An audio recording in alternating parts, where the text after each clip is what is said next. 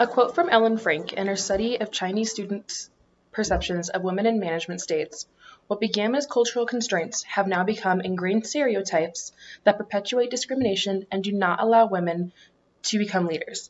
This truly speaks to the problem women have been facing for generations. The question is, why are women not getting their chance at leadership positions? Of all the restricting factors that women face, the perceptions of them by their male counterparts is the biggest one. A person's gender was the primary source of discrimination when applying for management positions, not age or work experience." Two of the studies I looked at use the women as managers scale to see how men perceive female bosses. It is based on 21 attitude statements relating to women as managers.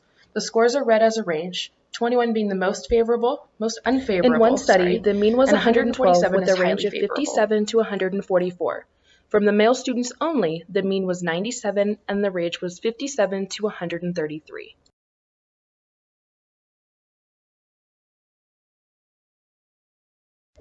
The views aren't necessarily terrible, but they're certainly not up to the same level to which they see their male managers. The factors of the study where women were scored poorly by men were acceptance, general traits attributed to women, and the ability to cope effectively with the challenges of managerial roles.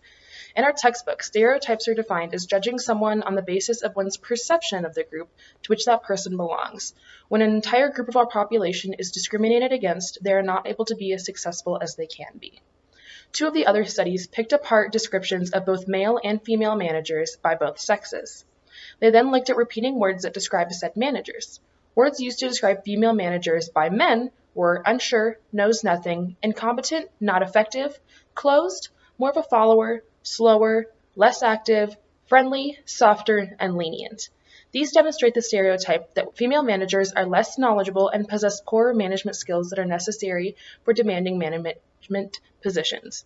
While some of the adjectives were more positive, softer, friendly, and lenient, these are demonstrative of qualities society looks for in a good wife and mother, not an effective manager. It is nearly impossible for women to gain momentum in the high-level corporate ranks when the people who are hiring them, who are mostly men, have negative stereotypes and attitudes about women as managers.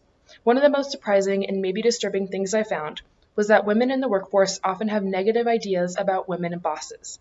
72% of a sample said that getting praise from a male manager meant more to them than receiving it from a female manager. In this study, the response from both men and women had no deviations. That in itself demeans any steps we have taken forward in getting rid of poor perceptions of female managers. Women in the U.S. can also be seen as more authoritarian than men, making them seem like they are more likely to step on their female subordinates. This is called the queen bee effect, where women exhibit male-oriented managerial styles that are required for men and normal for men to exhibit. However, when women do the same thing, it is seen as negative. This reveals a double standard. The studies I looked at had samples from both upper division business students and current people in the workforce. It was important for me to look at both because while the workforce samples show what people think today, the business students' perspectives give us an idea of what future managers believe. In order to help close the gap and get rid of the stereotypes, we need more training within organizations and business schools to dispel the negative attitudes and stereotypes.